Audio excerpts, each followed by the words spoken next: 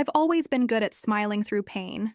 It's a skill I perfected over 5 years at Fulton and Baxter Group, one of Dallas's oldest insurance firms. The kind of place where wood-paneled conference rooms smell like expensive cologne and quiet desperation. My name is Elena Ramirez. I'm a 38-year-old single mother of 2 boys, and until recently, I was the invisible backbone of the regional operations department. Not that you'd know it from my job title, administrative coordinator, a glorified secretary, according to Tony Grant, my boss. The morning it all changed started like any other. I arrived at 7:15 a.m., 45 minutes before anyone else. Early mornings were my sanctuary. Time to prepare, to breathe, to ensure everything ran perfectly. I'd brew the coffee, Colombian dark, roast that Tony claimed he discovered on a business trip, though I'd been buying it for 3 years. I'd organize the presentation materials, double-check the quarterly reports for errors Tony never caught, and review the schedule for the day. By 8:30, the office hummed with activity. People streamed in, nodding at me without really seeing me. I was furniture, useful, necessary, but ultimately background. "Morning, Elena," said Melissa from accounting, her eyes already fixed on her phone. "Hi, Melissa," I replied, though she was already 10 steps past my desk. At 9:15, Tony arrived, trailing his signature scent of Armani and entitlement. 6'2" with carefully maintained salt and pepper hair, he moved with the confidence of someone who's never been questioned. "Coffee ready, he asked without looking at me, dropping his leather messenger bag on my desk rather than his own. "Yes, Mr. Grant. Black with 1 sugar. And the Westfield presentation is loaded on your laptop. I fixed the projections on slide 7. There was a calculation error." He grabbed the coffee, nodded vaguely. "Good. The board's looking for blood after last quarter. Can't afford any mistakes today." Theo. Irony wasn't lost on me. The calculation error was his, not mine. But like always, I'd fixed it without comment, without credit. "The quarterly meeting starts at 10 WAR in the Cedar Room," I reminded him. "I know when my meetings are, Elena," he snapped, though we both knew he didn't. Last month, he'd missed a client call because he'd confused his schedule. I covered for him, claiming technical difficulties while frantically texting him to call in. I watched him walk away, rehearsing what I'd say to my sons tonight when I'd be late. Again. Today was Miguel's science fair, and I'd promised I'd be there.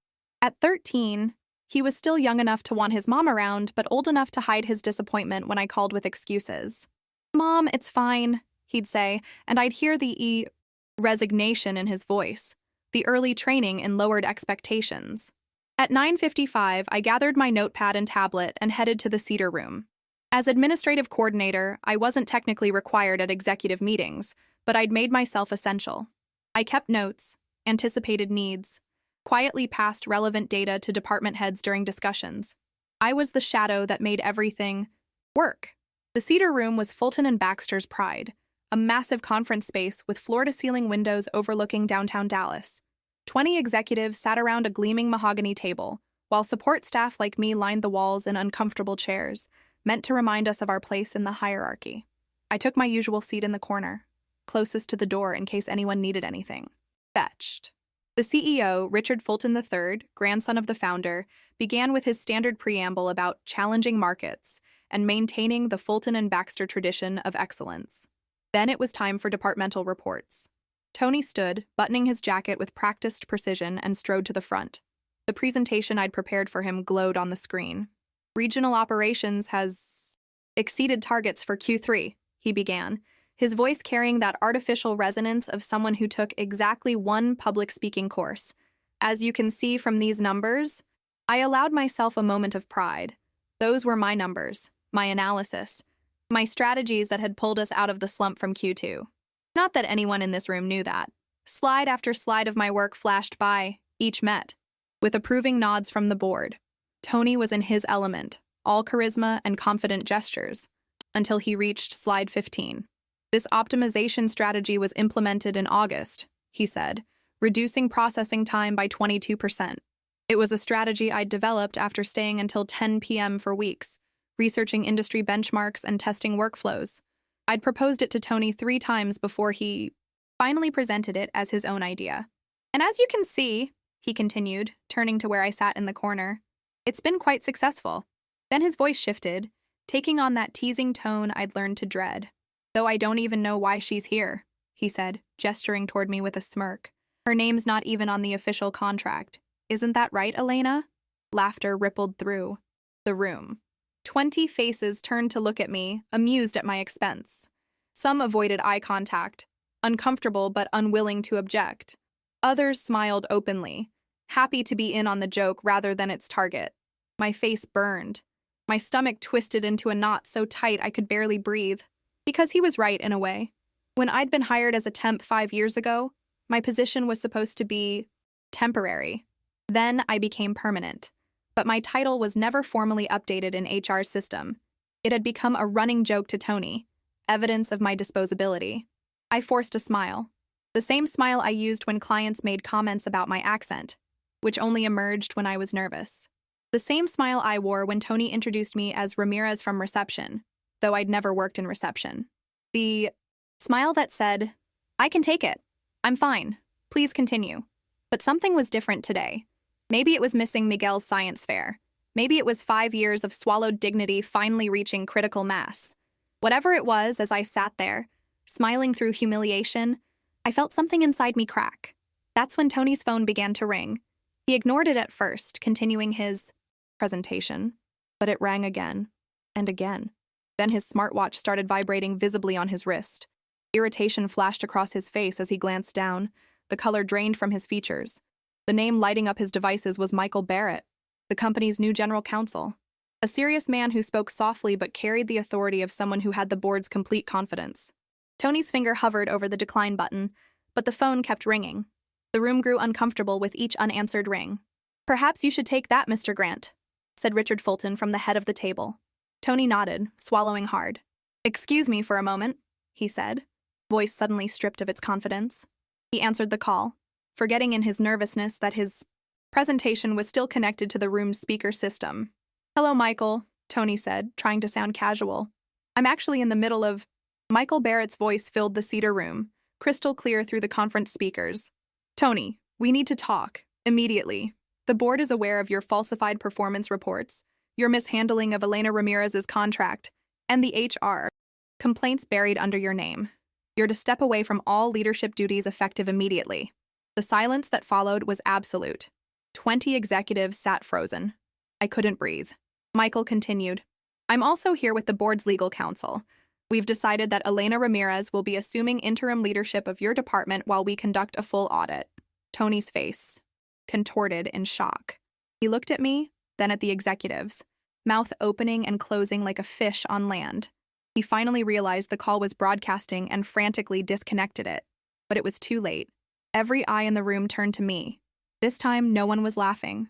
5 years of silent work can weigh on a person. 5 years of nodding, smiling, fixing other people's mistakes without recognition. 5 years of Ramirez from reception and get us some coffee, and you're lucky to have a desk job. My journey to that moment in the cedar room began long before Tony's phone rang. It started my first day at Fulton and Baxter, when I walked through those imposing glass doors with hope beating in my chest like a caged bird. I'd spent the previous decade in retail and customer service, working nights at department stores while taking community college classes during the day, serving breakfast at a diner at 5 a.m. so I could be home when my boys returned from school, always cobbling together just enough to keep us afloat after their father left for a new family in Phoenix, sending checks that grew smaller and less frequent until they stopped altogether. The temp agency had called on a Tuesday. Insurance firm looking for administrative support, 3-month contract, possible extension. The pay was better than retail. The hours meant I could be home for dinner with my sons. It felt like a lifeline. I remember my first day clearly. I wore a navy blue suit I'd found at a consignment shop, tailored myself the night before. My hands trembled slightly as I filled out new hire paperwork. The HR representative, a thin woman with perpetually pursed lips, handed me a temporary badge. "Your supervisor is Tony Grant," she said. "Regional operations, 5th floor." Tony barely looked up when I introduced myself. "The temp," he said, gesturing vaguely to a desk outside his office. "Computer password is on the sticky note. Answer the phones. Forward the important ones to me." That first week, I learned that important meant calls from executives, clients, and attractive women. I was expected to handle everything else myself, including problems I had no training to solve. By month 2, I'd created a filing system that reduced search time by half. By month 3, I'd memorized every client account in the region. When my contract ended, Tony had it extended.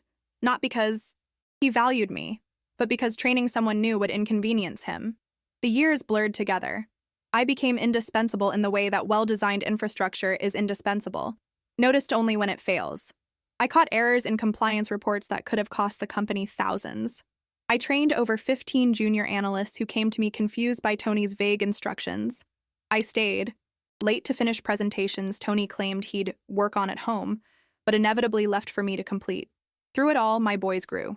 Marco, my youngest, lost his baby teeth, learned to read, developed a passion for soccer. Miguel entered middle school, discovered science, grew quiet in the way of teenagers testing their boundaries. I missed school plays and parent-teacher conferences. I recorded their heights on the apartment wall and marveled at how time slipped through my fingers like water. "It's okay, Mom," they'd say when I called to say I'd be late. Again. "We understand." But understanding and acceptance are different things. I saw it in their eyes. The slow adjustment of expectations, the early lesson that work comes before family, that some people's time is valued more than others. At Fulton and Baxter, I adapted too. I learned to be invisible when convenient, essential when needed.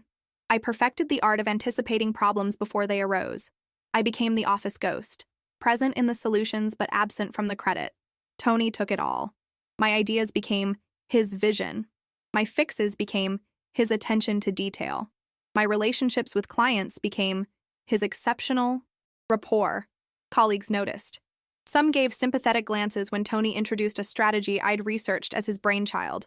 Others pretended not to see, afraid of crossing the invisible lines of office politics. A few tried to help in small ways, acknowledging my contributions in emails, mentioning my name in meetings. But the system was bigger than individual kindness. In an old-school firm, like Fulton and Baxter, hierarchy was religion. Tony was a director, I was support staff. The natural order they believed was being preserved, until Michael Barrett arrived. He came to Fulton and Baxter 8 months ago, recruited from a prestigious firm in Chicago to modernize the legal department. Tall, with prematurely silver hair and wire-rimmed glasses, he moved through the office with quiet authority. Unlike the other executives who treated support staff as furniture, Michael looked people in the eye when they spoke. He learned names. He noticed things. Our first real interaction was 3 months after his arrival. We shared an elevator ride to the 5th floor. He was reviewing documents. I was balancing coffee and presentation folders for a meeting. "You're Elena Ramirez, correct?" he asked suddenly. I was startled that he knew my name. "Yes, sir? You work with Tony Grant in regional operations?" "I do," I replied, shifting the folders to keep them from slipping. He studied me for a moment. "Your performance reviews are excellent. Yet your employment file says you're still classified as temporary administrative support. Why haven't you updated your employment file?" The elevator doors opened before I could fully process his question. "No one ever asked me to," I said simply, and stepped out. I thought little of the interaction at the time, but looking back, that was the moment everything began to change. Michael Barrett started watching. Not just me, everyone. He attended meetings, observed interactions, reviewed records. He asked questions about processes and practices that had gone unexamined for years. He met with every department, from executives to maintenance staff. 2 months later, I received an email from HR requesting updated employment information. When I mentioned it to Tony, he dismissed it with a wave. "Probably just some system update, don't worry about it." But I completed the forms, detailed my actual responsibilities versus my official title, listed the projects I'd managed, the junior staff I'd trained, the client relationships I maintained. I sent it all to HR with copies to my personal email, a small act of self-preservation I'd never attempted before. Weeks passed. Nothing changed. Tony continued taking credit for my work. I continued allowing it. Until one day, Tony asked me to prepare a performance report for the upcoming review cycle.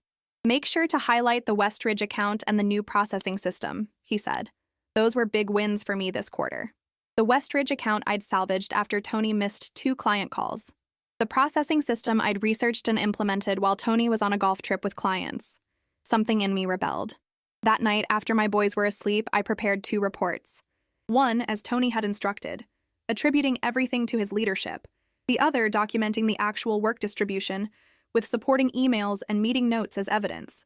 I saved the second report to my personal drive, not sure what I'd do with it, only knowing I needed to record the truth somewhere. 3 weeks later, Tony summoned me to his office.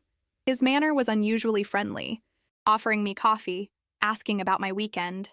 Elena, you've been with us for what, 3 years now? 5 years, I corrected gently. Right. And you've been adequate. But I've been thinking about the department's future. He leaned back, fingers forming a steeple. We need someone with real leadership potential for the coordinator position. Someone who can represent the department. You understand? I understood perfectly. You're replacing me. Not replacing, he said quickly. Repositioning. You'll still have a role here, just more suited to your abilities. My abilities, I repeated. Let's be honest, Elena. You're not exactly leadership material. We need someone with presence. You understand, right? 5 years of silence pressed against my throat. 5 years of smiling through humiliation. 5 years of, yes, Mr. Grant, and right away, Mr. Grant. I thought of my boys waiting at home, of Miguel's science fair I'd missed that morning, of Marco asking when Mommy would get a better job so she wouldn't be sad all the time. I stood up slowly. I understand completely. Tony looked relieved. Good. I knew you'd be reasonable. We'll discuss the details later. I nodded and walked out of his office, straight to the bathroom where I locked myself in a stall and pressed my forehead against the cool metal door. I didn't cry. I was beyond tears. I didn't know then that Michael Barrett had requested access to all performance reports that afternoon. I didn't know he'd been reviewing email records, meeting minutes, project files. I didn't know he'd discovered that Tony had buried my promotion paperwork 2 years ago. Paperwork that would have formalized my role and increased my salary by 40%. I didn't know any of this as I returned to my desk, as I continued my day, as I smiled at colleagues who looked through me rather than at me. But as I sat in that conference room the next morning, watching Tony's face drain of color as Michael Barrett's voice filled the room, I finally understood. The truth had been gathering like a storm, and now it was breaking. The Cedar Room emptied like a theater after a bomb threat. Executives gathered their things, avoiding eye contact, muttering excuses. Richard Fulton remained at the head of the table, his face unreadable. Tony stood frozen at the presentation podium, his hand still gripping his phone as if it might somehow reverse what had just happened. I couldn't move. My body felt disconnected from my mind, which was racing through the implications of what Michael Barrett had said. Falsified performance reports, mishandled contract, HR complaints, and most shocking of all, me, Elena Ramirez, assuming interim leadership. Ms. Ramirez, Mr. Grant. Richard Fulton's voice cut through the emptying room. Please remain. Everyone else will reconvene tomorrow morning. The last stragglers hurried out, closing the door behind them. The three of us sat in silence for what felt like minutes, but was probably only seconds.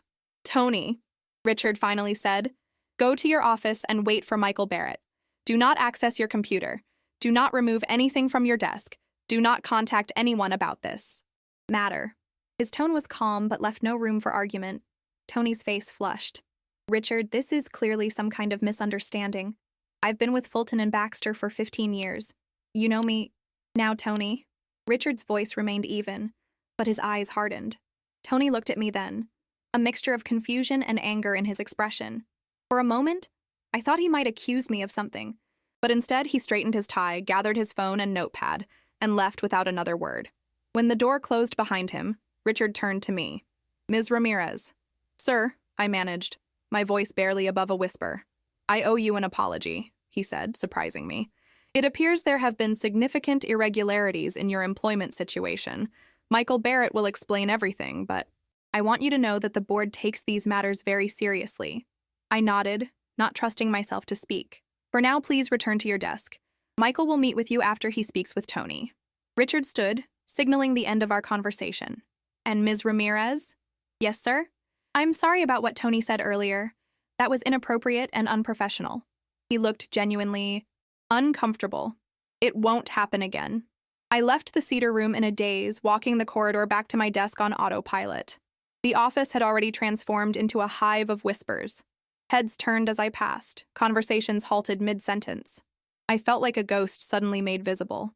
At my desk, I sat down and stared at my computer screen without seeing it. What had just happened?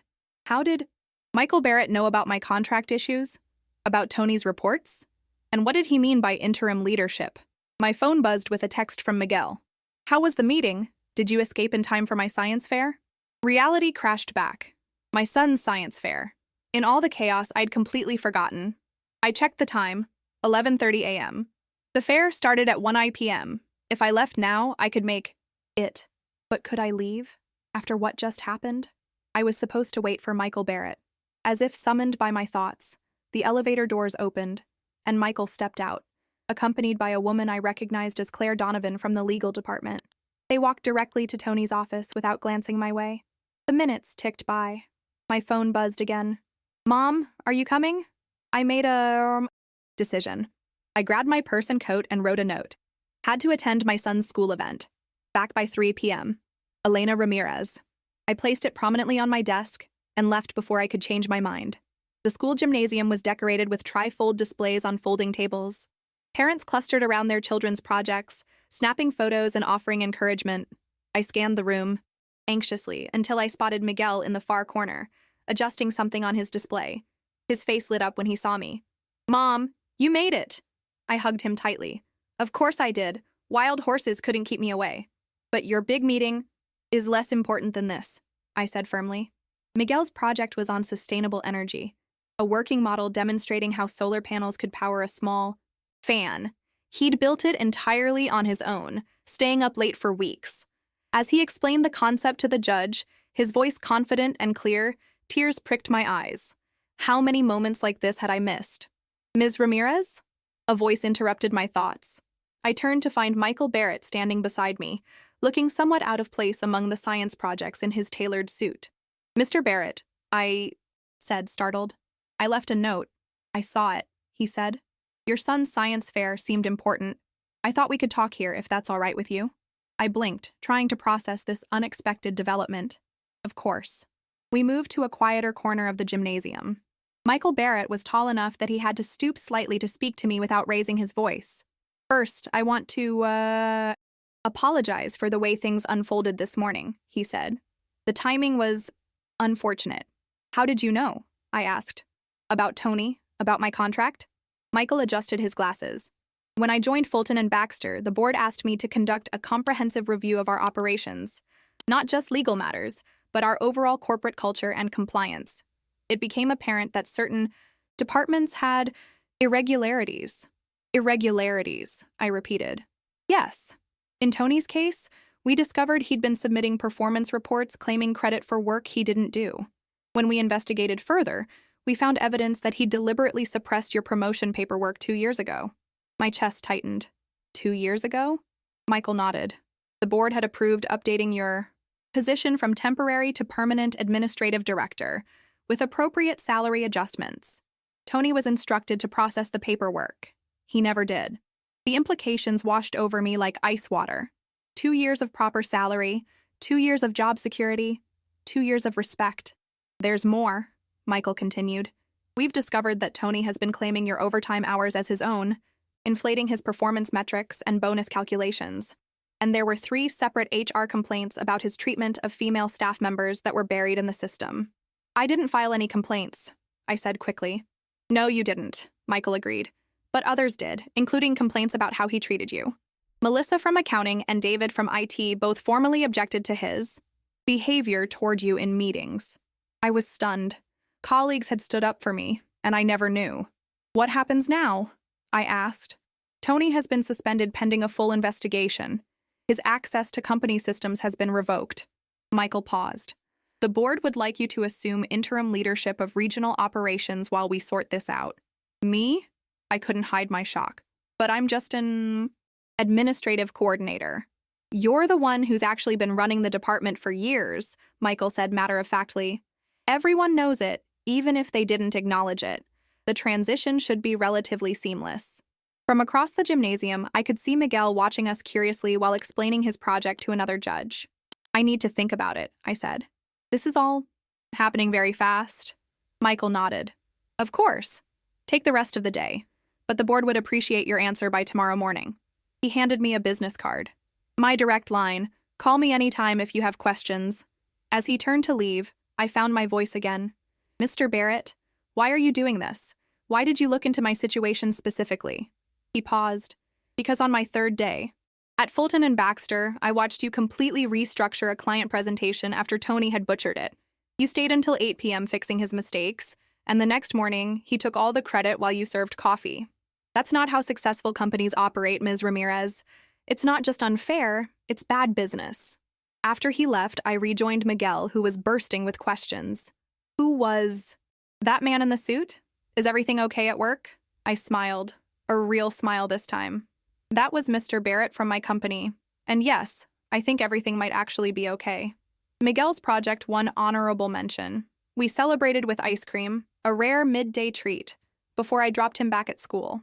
As I drove toward home, my phone rang with a number I didn't recognize. Elena, it's Melissa. From accounting. Her voice was hushed as if she were hiding in a stairwell. The office is insane right now. Everyone's talking about what happened in the meeting. Is it true? Are you taking over for Tony? I don't know yet, I answered honestly. I'm still processing everything. Well, just so you know, most of us are thrilled. Tony's been awful to you for years. We've all seen it. She paused. I should have said something sooner. I'm sorry. After we hung up, 3 more colleagues called with similar messages. Support, apologies, encouragement. People who had witnessed my humiliation for years suddenly finding their voices. At home, I sat at my small kitchen table, staring at Michael Barrett's business card. The boys wouldn't be home for hours. I had time to think. Could I really lead the department? Did I want to? Part of me wanted to walk away, to find a new job where I wasn't carrying the weight of 5 years of invisibility. But another part whispered that this was my chance, not just for recognition, but for transformation. For myself and for the department. I picked up my phone and dialed. My first day as interim director of regional operations began with a knot in my stomach and my hands trembling slightly as I selected my outfit. The same navy blue suit I'd worn on my first day, now worn at the elbows but still dignified. The boys noticed my nervousness at breakfast. You look nice, Mom, said Marco, spooning cereal into his mouth. At 11, he was still open with his affection. Are you scared? Miguel asked, more perceptive at 13. I considered lying, then decided against it. A little. It's a big change. You'll be awesome, he said with the absolute certainty of youth. You're the smartest person I know. Their faith steadied me. I dropped them at school with extra tight hugs and arrived at the office 30 minutes earlier than usual, only to find Michael Barrett waiting by my desk. Good morning, Ms. Ramirez, he said, rising. I thought you might appreciate a briefing before the day begins. In Tony's, now my, office, Michael explained what had happened after I left yesterday. Tony had been escorted from the building, his company devices confiscated. An emergency board meeting had ratified my appointment as interim director, with a 6-month evaluation period. My salary had been immediately adjusted to reflect the position. We've also calculated the back pay you're owed from the suppressed promotion, Michael said, sliding a document across the desk. This will be deposited into your account by the end of the week. I stared at the figure, momentarily unable to breathe. It was more money than I'd ever seen at once. Enough to move us to a better apartment, enough for the boys' college funds, enough to finally feel secure. There's one more thing, Michael said, producing another folder. This is your formal employment contract. It includes a clause acknowledging the company's failure to properly classify your position for the past 5 years and provides protection against any potential retaliation. Retaliation? I echoed. Tony has friends in the company, Michael said simply. The board wants to ensure your position is secure. As he left, employees began arriving for the day. Word had spread. Some passed my office with curious glances. Others stopped to offer awkward congratulations. A few seemed genuinely pleased. At 9:30, I called a department meeting, my first official act as director. 20 faces looked back at me with expressions ranging from skepticism to support, as I stood at the front of the conference room that had witnessed my humiliation just yesterday. Good morning, I began, my voice steadier than I felt. As you've all heard, there are some changes in our department. I'll be serving as interim director, while the company conducts a full review of our operations. I outlined my immediate priorities: a comprehensive assessment of current projects, one-on-one meetings with each team member, and a review of our client communication protocols. Professional, straightforward, no mention of Tony or the circumstances of my promotion. I've worked with most of you for 5 years, I concluded. I know what we're capable of as a team. My door is always open. As the room emptied, David from IT lingered behind. Congratulations, Elena, he said, quietly. This is long overdue. Michael Barrett mentioned you filed a complaint about Tony, I said. Thank you for that. David looked uncomfortable. I should have done more. We all should have. The way he treated you. He shook his head. Anyway, if you need anything, just call me directly. No need to go through the help desk. Throughout the day, I discovered both the visible and invisible aspects of Tony's leadership. His calendar was sparse, his files disorganized. Client notes were minimal or non-existent. It became increasingly clear that I had been doing most of his job already, just without the title or compensation. At 2:15 p.m., my phone rang. The reception desk informed me that Tony Grant was in the lobby, demanding to speak with me. He doesn't have clearance to enter the building, the receptionist said, but he's causing a scene. My heart raced. I'll come down. In the lobby, Tony paced like a caged animal. When he saw me, his expression contorted with anger. What the hell did you do? He demanded, loud enough for everyone to hear. I kept my voice calm. I didn't do anything, Tony. Bullshit. You've been planning this, haven't you? Gathering information, playing the victim, waiting for your moment. 5 years of pretending to be this meek little assistant while you plotted behind my back. Security hovered nearby, watching the situation carefully. I never reported anything, I said truthfully. This was the result of Michael Barrett's company-wide review. So what, you're the director now? He laughed bitterly. You really think you can handle it? You can barely speak up in meetings. You're going to crash and burn, and I'm going to enjoy watching it happen. 5 years ago, or even 5 days ago, his words would have cut deep. I would have doubted myself, questioned my worthiness. But something had shifted inside me. You should leave now, Tony, I said quietly. This isn't helping your situation. My situation? His voice rose. My career is ruined because of you. Your career is in jeopardy because you took credit for other people's work, falsified reports, and buried HR complaints. I corrected him. Those were your choices, not mine. Security moved closer. Tony noticed and straightened his jacket, trying to regain his composure. This isn't over, he said, his voice low. Enjoy your little promotion while it lasts. As he stalked out, I realized my hands weren't shaking. I wasn't afraid. For the first time in 5 years, I was standing in my truth, and it felt like solid ground beneath my feet. Back in my office, I found Melissa from accounting waiting. I saw Tony in the lobby, she said. Are you okay? I'm fine, I replied, surprised to find it was true. Melissa hesitated. Listen, Elena, there's something you should know.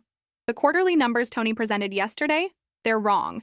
He insisted we use his projections instead of the actual figures. I tried to tell him, but he overruled me. How wrong are they? I asked, already dreading the answer. About 12% inflated. He was hiding declines in 3 major accounts. I sank into my chair. We presented false data to the board. Yes, Melissa confirmed. I have the real numbers if you want them. I spent the next 4 hours reconstructing the quarterly report with accurate figures. The reality wasn't catastrophic, but it was concerning. And now we'd have to present the correct information to the board, revealing yet another of Tony's deceptions. As I worked, colleagues stopped by, some offering help, others bringing information about projects I wasn't aware of, a few simply expressing support. It was as if a dam had broken. People who had witnessed my invisibility for years were suddenly seeing me, hearing me, valuing me. By 7:30 p.m., I realized I was going to be late getting home.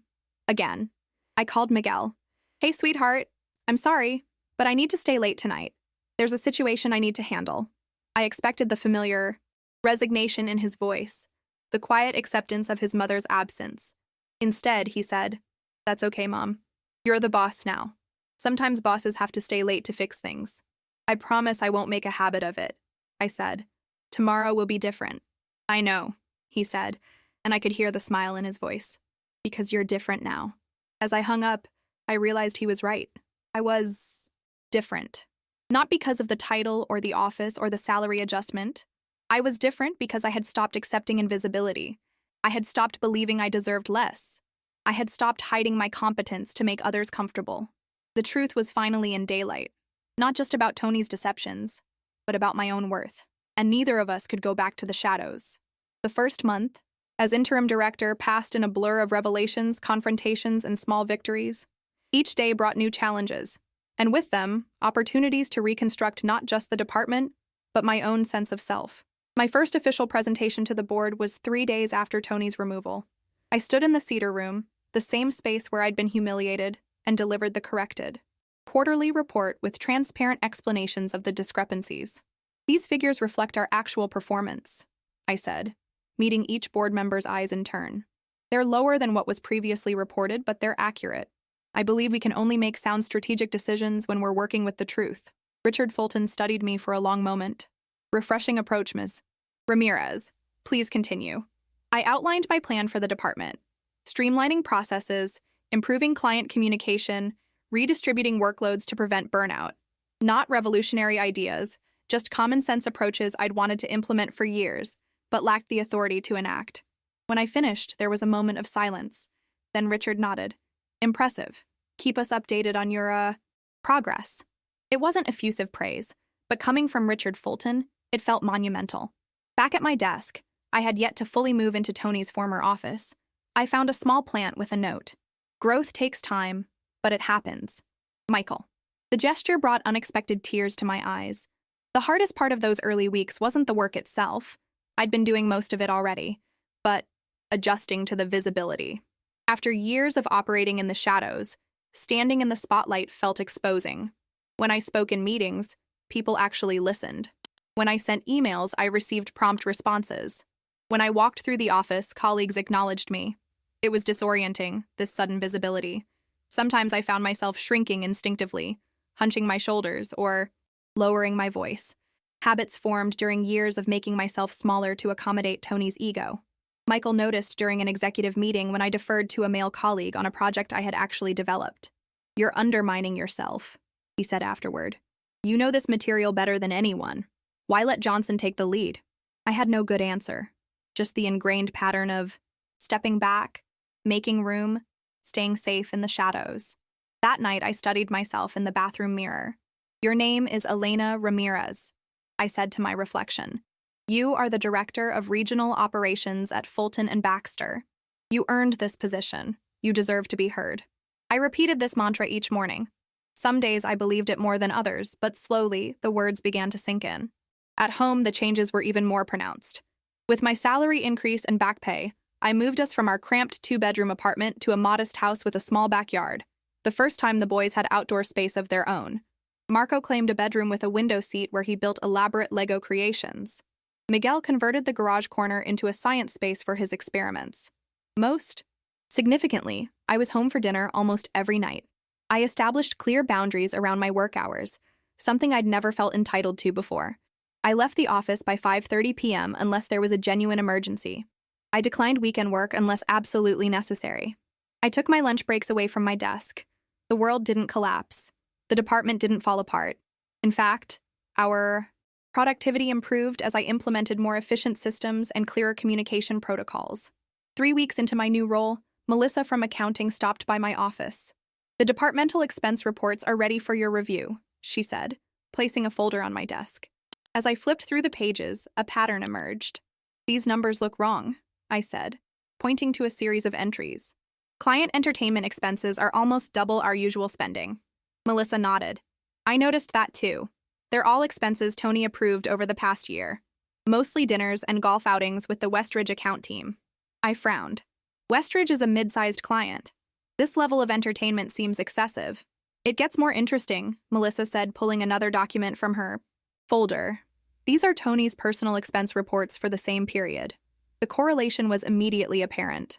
On dates when department funds were used for client entertainment, Tony had also submitted personal expenses for the same restaurants or venues, just with different amounts and vague descriptions. He was double dipping, I said slowly, charging the company twice for the same outings. It looks that way, Melissa agreed. I've been tracking this for months but couldn't get anyone to listen. I finally brought it to Michael Barrett last week. I felt a chill. Is this why Tony was so invested in the Westridge account? He was using it to hide financial irregularities? I think so. And there's more. The main contact at Westridge, James Forrester, he and Tony were roommates in college. The web of deception was more extensive than I'd imagined. Tony hadn't just been taking credit for my work, he'd been potentially engaged in financial misconduct that could have serious legal implications for the company. I immediately called Michael Barrett. The investigation that followed was discreet but thorough. Forensic accountants examined years of expense reports. Legal reviewed all contracts with Westridge. HR interviewed former employees who had worked under Tony. Through it all, I focused on stabilizing the department. I met individually with each team member, learning their strengths, concerns, and ideas. I implemented weekly check-ins and created clearer project management systems. I made a point of publicly acknowledging good work and giving credit where it was due. 6 weeks after Tony's removal, Richard Fulton called me to his office. "The investigation is complete," he said without preamble. "Tony Grant has been terminated for cause. The evidence of financial impropriety was substantial." I nodded, unsurprised but still processing the magnitude of Tony's deception. "The question now," Richard continued, "is what to do with regional operations. Your interim appointment was for 6 months, but given the circumstances, the board feels we need to make a more permanent decision." My stomach tightened. Was I about to be replaced by someone with more experience, more credentials, more presence? Richard slid a document across his desk. "This is a formal offer for the permanent position of Director of Regional Operations." The board was unanimous in its decision. I stared at the paper, momentarily speechless. "You've transformed the department in 6 weeks, Ms. Ramirez. Morale is up. Efficiency has improved. Even our client satisfaction metrics are trending upward." Richard leaned back in his chair. "You've accomplished more in 6 weeks than Tony Grant did in 6 years. I had good people to work with," I said, automatically. "The team deserves the credit. A sign of effective leadership is acknowledging your team while also recognizing your own contributions," Richard replied. "Something your predecessor never learned." I looked down at the offer. The salary and benefits were generous, life-changing for my family, but it was the title that caught my eye. Director of Regional Operations and Talent Development. Talent development? I questioned. "The board was impressed by how you've been mentoring junior staff," Richard explained. "We'd like you to formalize that role across departments. Help us identify and develop overlooked talent within the company." He paused. "People like yourself." As I left Richard's office with the signed offer letter, I felt a strange mixture of vindication and sadness. Vindication that my capabilities were finally recognized. Sadness for the years lost, the opportunities missed, the dignity denied. That evening, I took the boys out for pizza to celebrate. As they argued good-naturedly over the last slice, I watched them with a fullness in my heart I hadn't felt in years. Miguel was growing more confident in school, excelling in science, and even joining the debate team. Marco had made new friends in our neighborhood, his natural exuberance flourishing in our new home. "Mom, are you listening?" Miguel's voice pulled me from my thoughts. "Sorry, what did you say?" "I asked if we could go camping next weekend, since you don't have to work Saturdays anymore." The simple request, the assumption that my time was now my own, that I could choose to spend it with them, brought tears to my eyes. "Yes," I said, blinking them away. "Yes, we can go camping." Later, after the boys were asleep, I sat on our small patio, looking up at the stars barely visible through the city lights. My phone buzzed with a text from Michael. "Congratulations on the permanent appointment. Well deserved." I typed back, "Thank you for being the first person to really see me." His response came quickly. "You were always visible, Elena. Some of us just needed to adjust our focus." 3 months into my permanent role as director, I received an unexpected email from HR. Former employee requesting meeting, Tony Grant. My finger hovered over the delete button. I had no obligation to meet with Tony. The investigation had concluded. His termination was final. The department was thriving without him. Yet something made me pause. Perhaps it was curiosity. Perhaps it was the desire for closure. Perhaps it was the small part of me that still wanted validation, wanted him to acknowledge what he'd done. I forwarded the email to Michael Barrett with a simple question. "Thoughts?" His response was equally brief. "Your choice. Legal can be present if you prefer." After consideration, I agreed to the meeting with 2 conditions. It would take place in a neutral location, a coffee shop near the office, and Michael would join us. The day of the meeting, I dressed with particular care. A charcoal gray suit, pearl earrings my grandmother had left me, low heels that were both professional and comfortable, armor of a sort. Tony was already seated when Michael and I arrived, nursing a black coffee at a corner table. He looked different, thinner, less polished. The confident swagger was gone, replaced by a wary tension. "Elena," he said, rising slightly, "thank you for agreeing to meet." I nodded but didn't offer my hand. Tony. Michael positioned himself slightly behind me, present but giving us space to talk. I won't take much of your time, Tony began. I'm sure you're busy running the department. Yes, I am, I replied evenly. What did you want to discuss? He looked down at his coffee cup. I've been doing some reflection. My therapist suggested it might be beneficial to make amends where possible. Amends. The word hung between us, inadequate for the years of diminishment, erasure, and theft. I treated you poorly, he continued, when I didn't respond. I took credit for your work. I blocked your advancement. I made inappropriate comments. He paused, searching for words. I was threatened by you. Threatened? I couldn't hide my surprise. By me? You were better at the job than I was, he said simply. You understood the clients, the systems, the people. You solved problems I couldn't even identify. And instead of learning from you or promoting you, I pushed you down to make myself look better. He met my eyes directly. It was wrong. I'm sorry. The apology I had wanted for so long landed hollow. Not because it wasn't sincere, I believed he meant it, but because it came too late to undo the damage. 5 years of my career, countless missed moments with my boys, the slow erosion of my self-worth. What do you want from me, Tony? I asked. Forgiveness? Absolution? He shook his head. I don't expect forgiveness. I just wanted you to hear it directly from me. He hesitated. And I wanted to know if you were the one who reported the expense irregularities? No, I said truthfully. That was Melissa from accounting. She'd been tracking the discrepancies for months. Tony looked genuinely surprised. Melissa? I barely spoke to her. That was part of the problem, I said. You didn't see people unless they were useful to you or threatened you. You created a culture where people were afraid to speak up. He absorbed this, nodding slowly. I've lost everything, he said after a moment. My reputation, my career. No one will hire me in this industry now. I felt a flicker of sympathy, quickly replaced by resolve. You made choices, Tony, consistently over years. Those choices had consequences. I know, he said quietly. I'm not asking for pity. What are you asking for? He looked up, his expression unexpectedly vulnerable. I don't know. Closure, maybe. Understanding. He paused. Do you think people can change? The question caught me off guard. Did I believe people could change?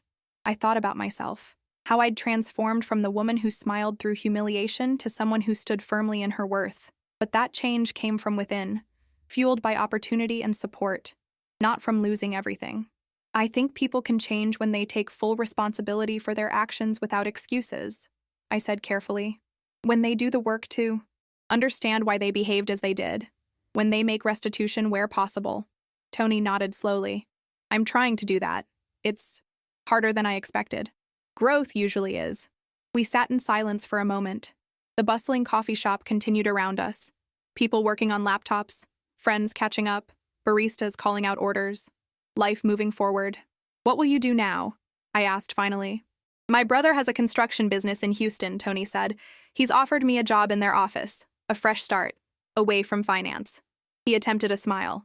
I'll be at the bottom again. Answering phones, filing paperwork. The irony wasn't lost on either of us. It might be good for you, I said, to understand the value of that work. He nodded. I think you're right. He glanced at his, watch. I should go. Thank you for meeting with me. As he stood to leave, he hesitated. The department, is it doing well? Yes, I said, allowing myself a small smile. We're exceeding targets across all metrics. Client retention is up 15%. Employee satisfaction scores have improved dramatically. I'm not surprised, he said, and for once there was no bitterness in his tone. You were always the one holding it together. After he left, Michael and I sat in silence. Are you okay? He asked finally. I considered the question seriously. Yes, I said. I think I am.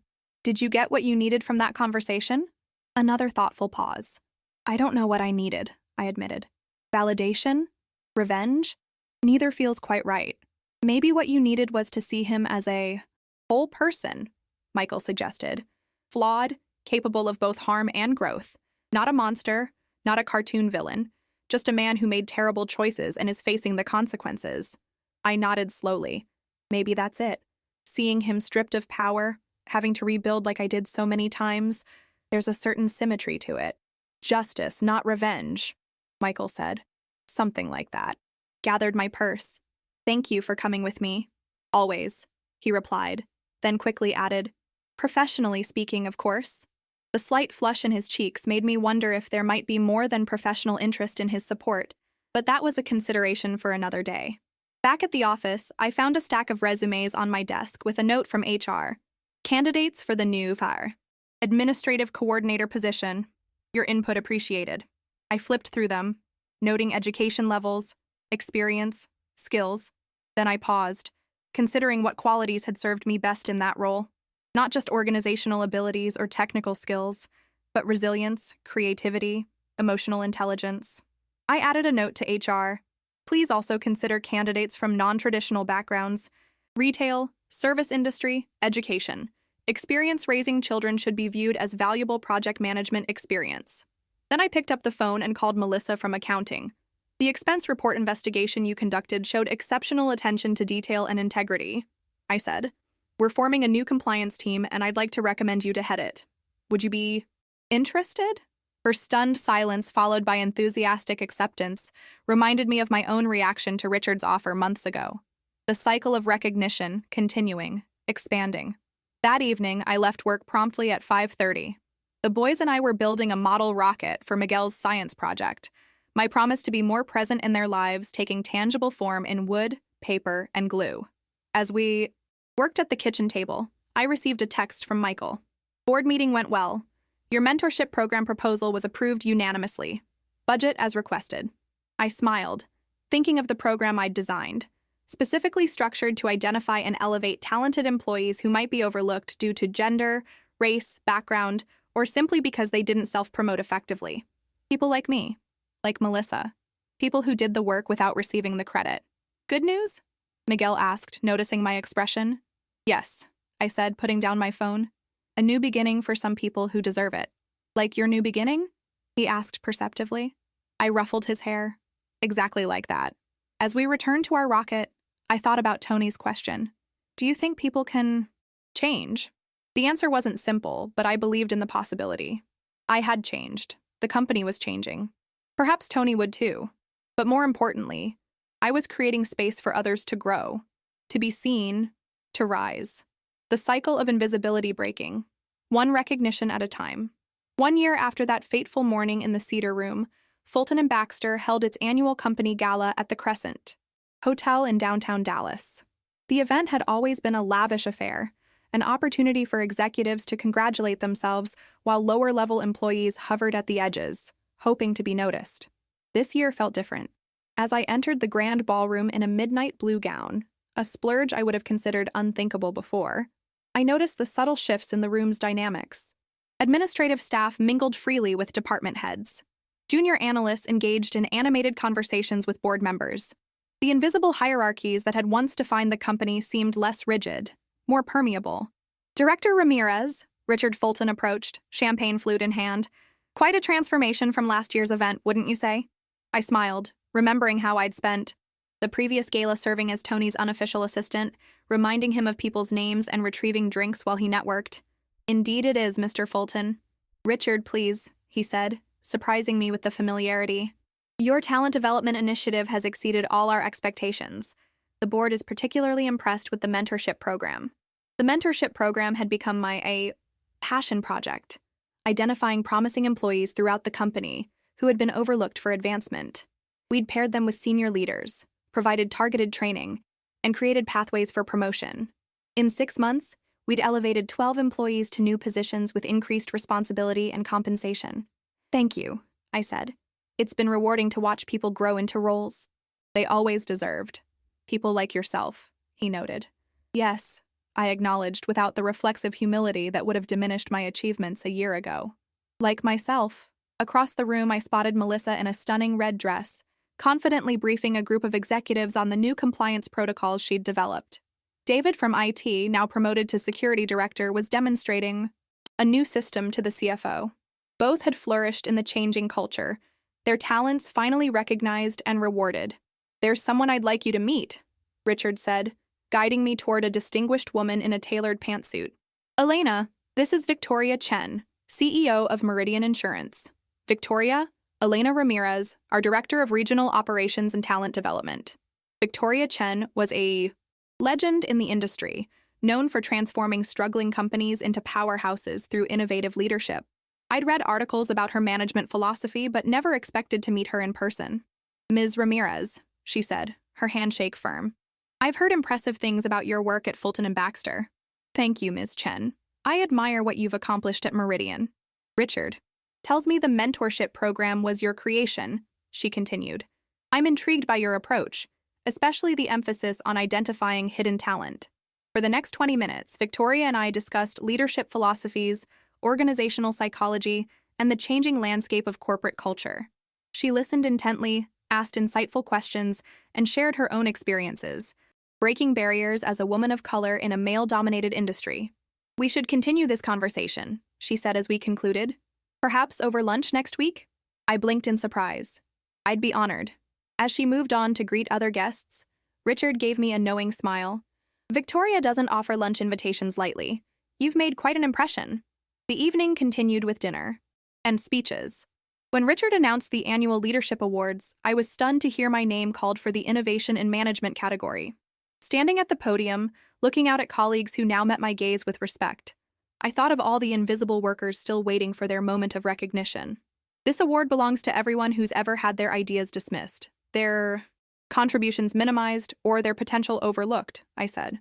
My goal is to create a company where talent rises regardless of title, where good ideas are valued regardless of who proposes them, and where leadership is defined by character, not charisma.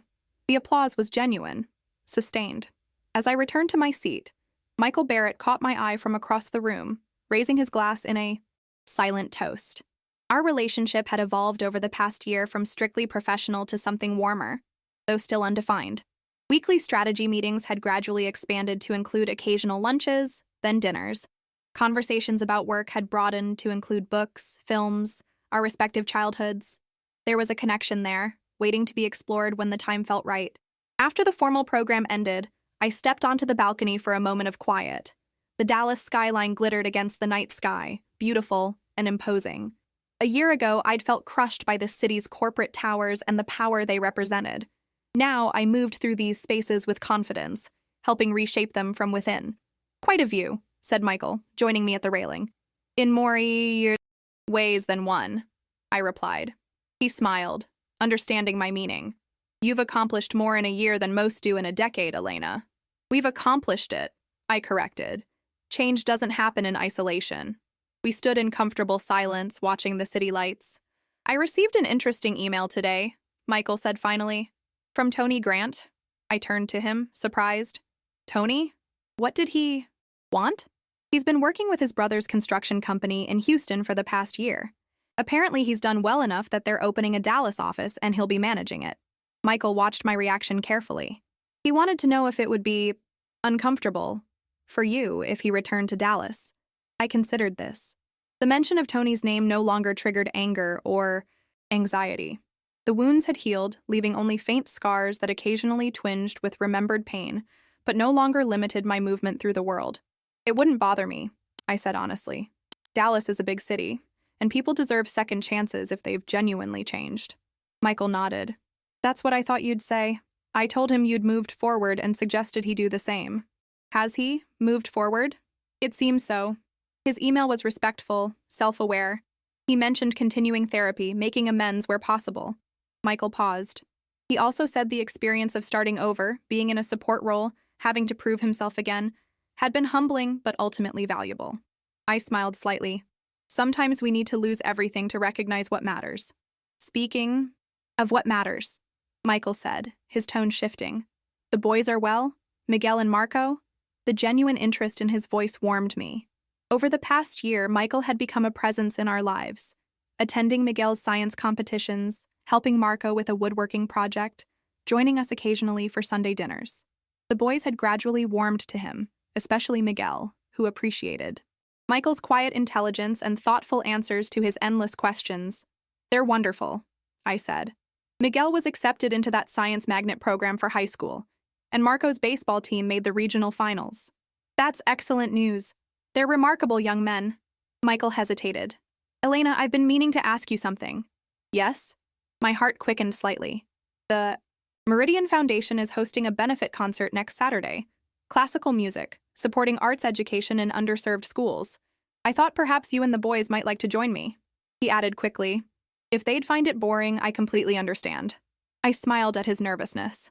Actually, Marco has been learning cello. He'd probably enjoy it. And Miguel goes wherever there's good food. There will definitely be good food, Michael promised. So, it's a date? I mean, an outing. A family outing. A date sounds nice, I said softly. A family date.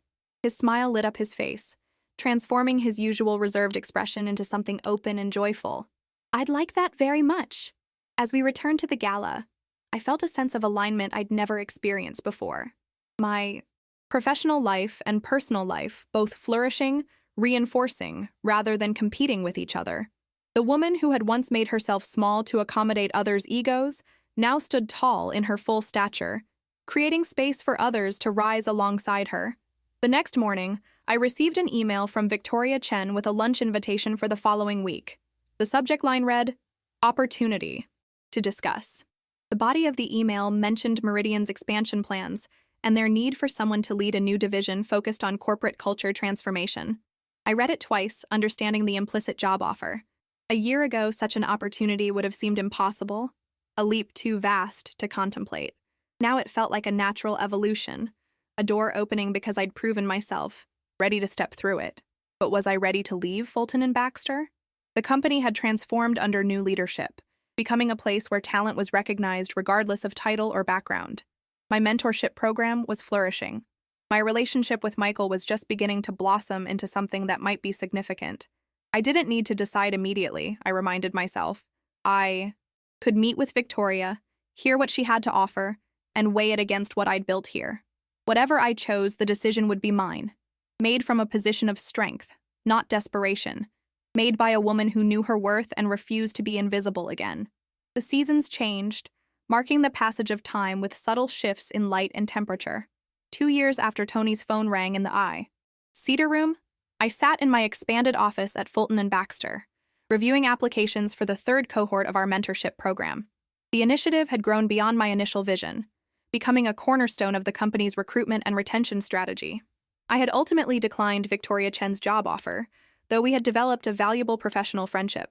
The decision surprised some, who assumed I would leap at the opportunity to join a more prestigious firm. But I had recognized something important. There was power in staying, in continuing the transformation I'd helped begin. Besides, Fulton and Baxter had countered with an expanded role, Executive Vice President of Operations and People Development, along with a seat on the board. A knock at my door interrupted my thoughts. Lisa, my administrative director, poked her head in. "Your 2 at our PM is here," she said. "The candidate from Houston Community College." "Thank you, Lisa. Please send her in." The young woman who entered my office reminded me startlingly of myself 10 years earlier.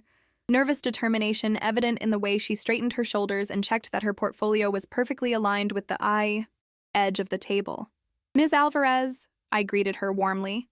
"Thank you for coming in today."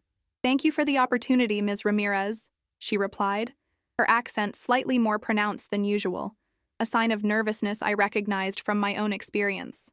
Carmen Alvarez was applying for our management training program, a pathway we'd created specifically for promising candidates from non-traditional backgrounds.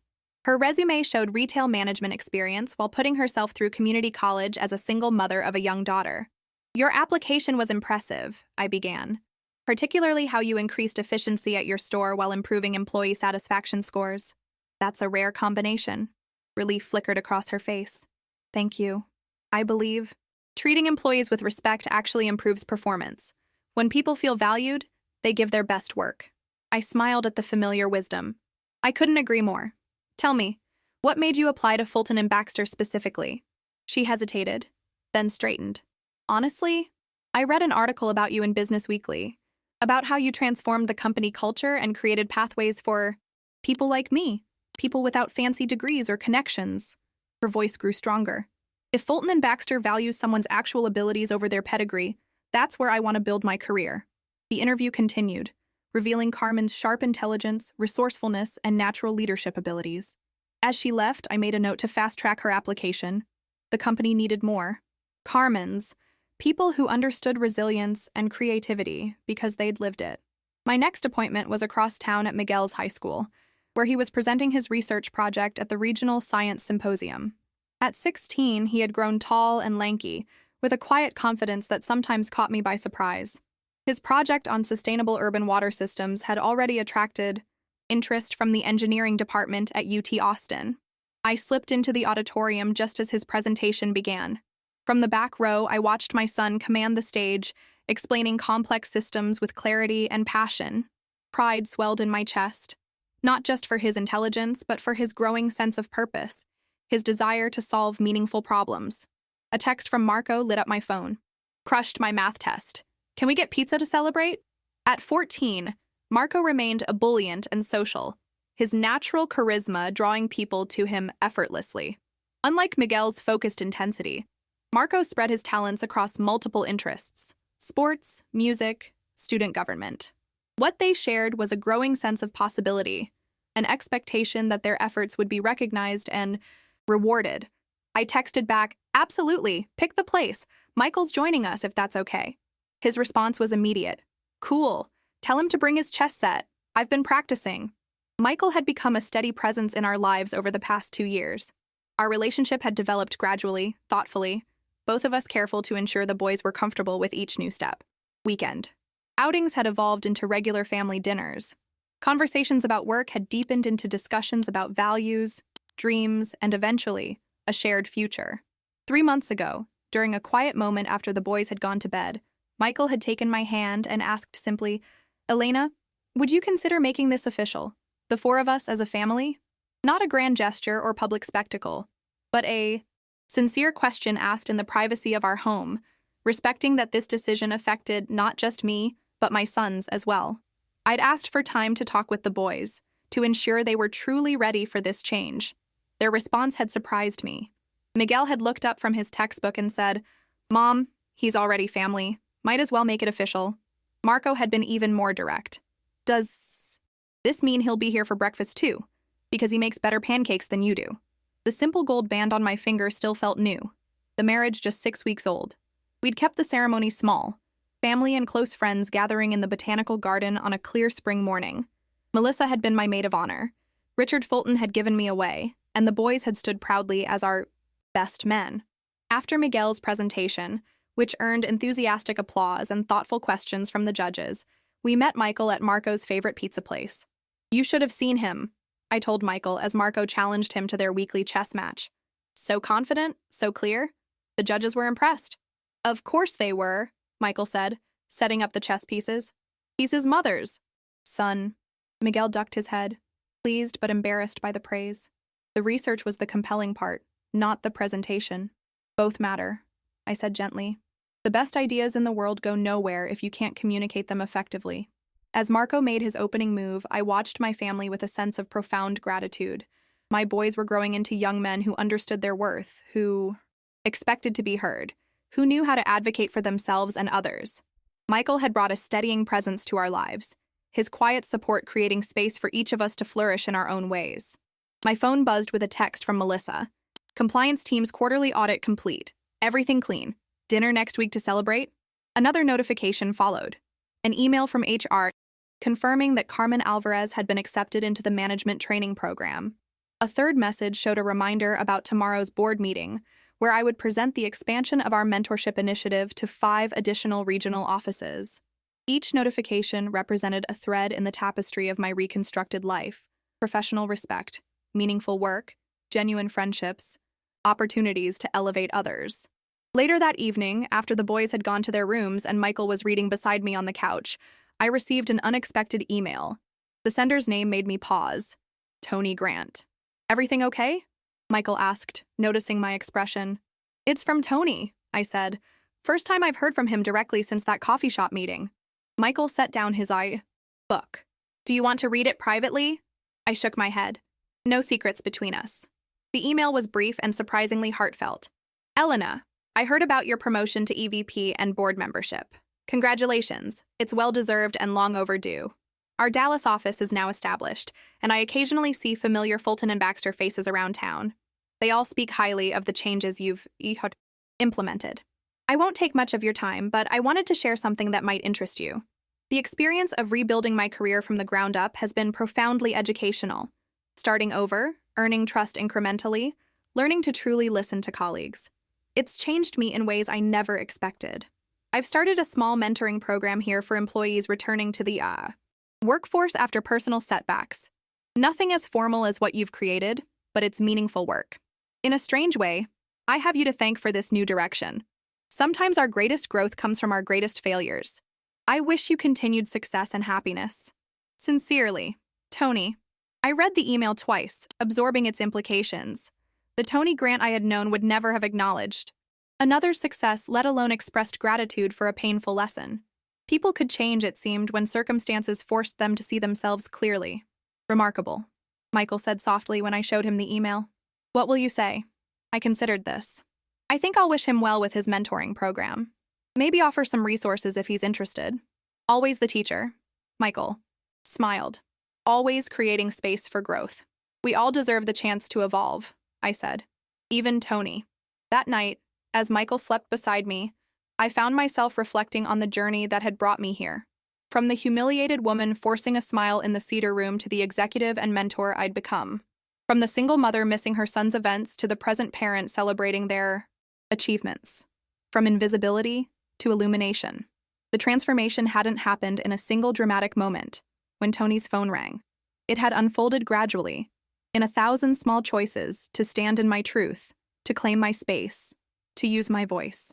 In decisions to help others rise, to create systems that recognized merit regardless of title or background, to build a family based on mutual respect and genuine care. The next morning, I stood before the bathroom mirror, studying my reflection as I had so many times during those early days as interim director. The anxious woman who had once needed daily affirmations had been replaced by someone who moved through the world with quiet confidence, who knew her worth was not determined by others' recognition. Your name is Elena Ramirez Barrett, I said to my reflection, not as a reminder but as a celebration. Executive Vice President at Fulton and Baxter, mother of Miguel and Marco, wife of Michael, mentor, leader, visible. I no longer needed to convince myself of these truths. They were woven into the fabric of my being, illuminating my path forward and casting light for others to find their way. As I prepared for the board meeting, selecting a bold red suit that would have felt too conspicuous years ago, my phone buzzed with a message from Carmen Alvarez. Thank you for the opportunity, Ms. Ramirez. I won't let you down. I smiled, recognizing in her determination echoes of my own journey. I know you won't, I typed back. Your real work begins now. Not just excelling yourself, but creating space for others to rise with. You. That was the true lesson of my story, that our greatest power lies not in climbing alone, but in extending our hands to lift others as we rise. That visibility is not merely about being seen, but about ensuring that every person's contributions are recognized and valued. As I gathered my presentation materials and headed for the door, Marco called out, "Knock 'em dead, Mom," Miguel added, more solemnly. "They're lucky to have you on their board." Michael kissed me goodbye. "The world is better because you refuse to stay invisible," he said softly. I stepped out into the morning sunshine, ready to continue the work of transformation. In my company, in my family, in myself. No longer invisible, no longer silent, fully illuminated in the truth of who I was meant to be.